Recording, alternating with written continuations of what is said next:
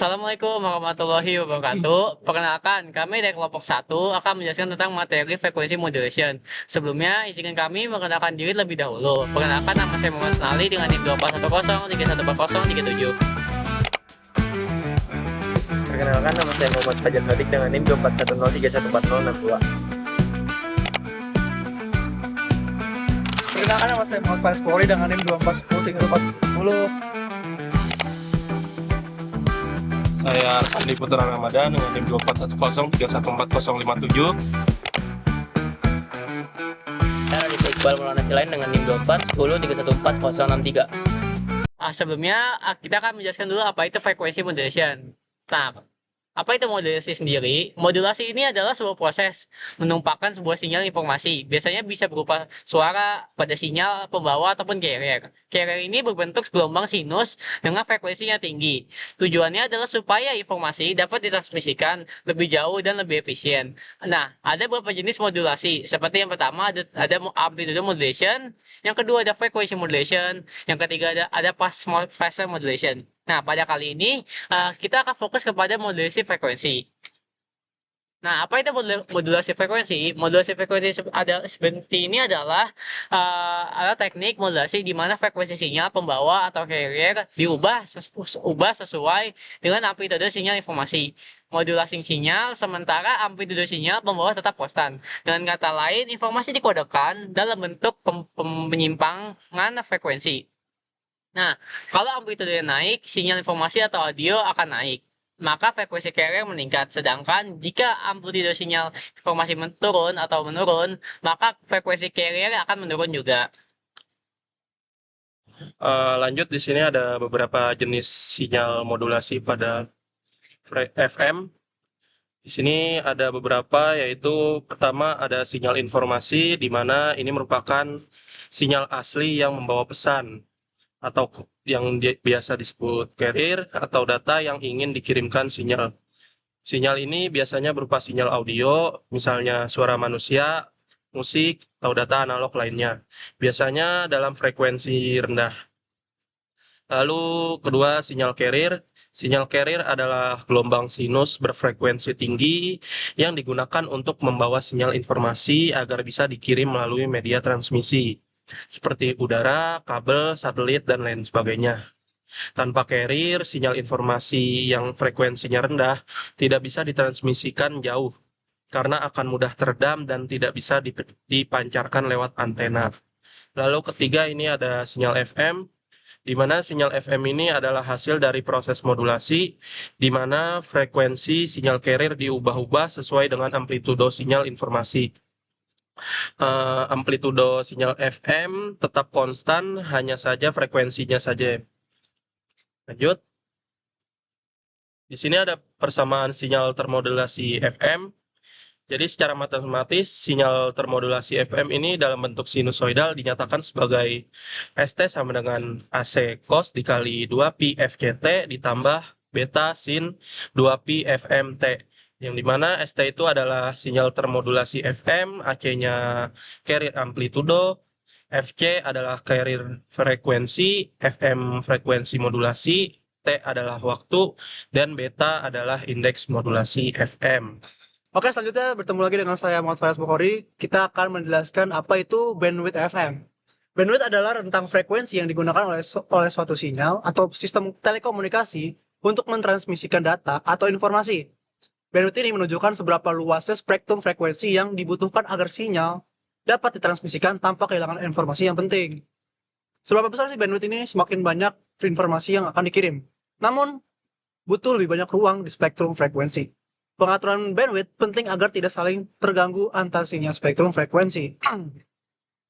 Nah, untuk bandwidth FM dinyatakan sebagai 2 kali delta F ditambah FM, dengan delta F sama dengan deviasi frekuensi maksimum, dan FM adalah frekuensi maksimum sinyal informasi dengan satuan Hertz. Selanjutnya kita akan masuk ke kelebihan modulasi FM.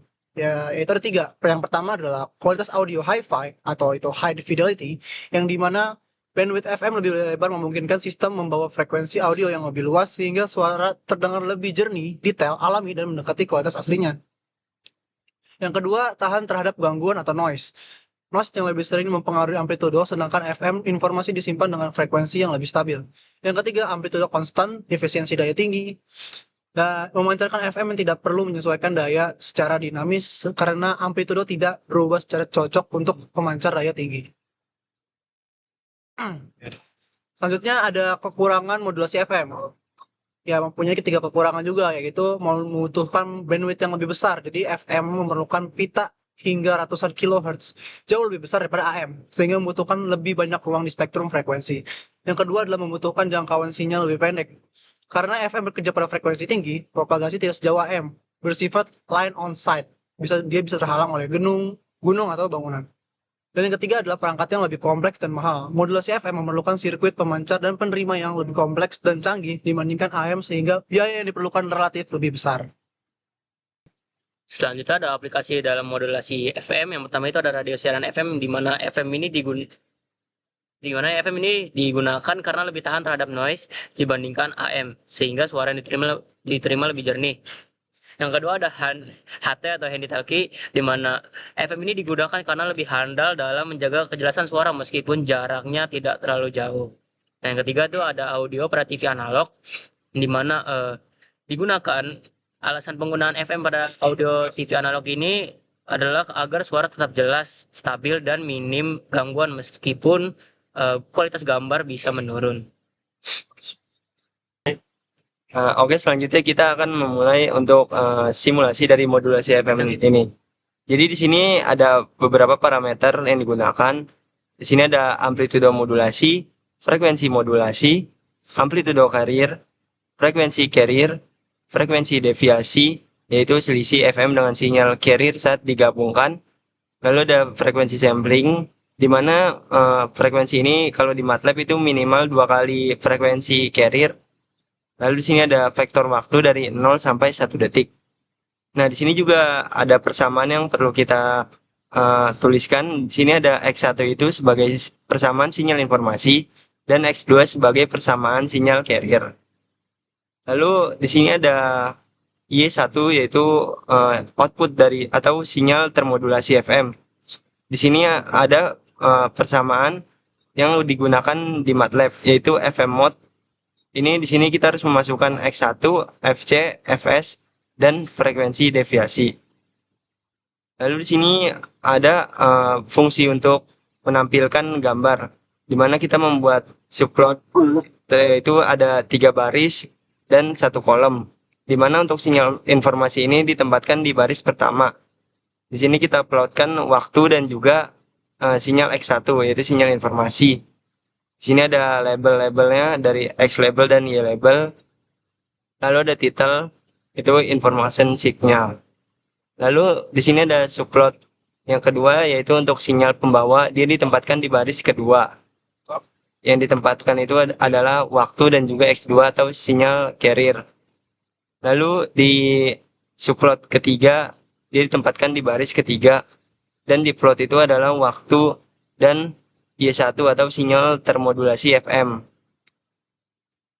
Sini untuk merunningnya kita pencet tombol yang ini.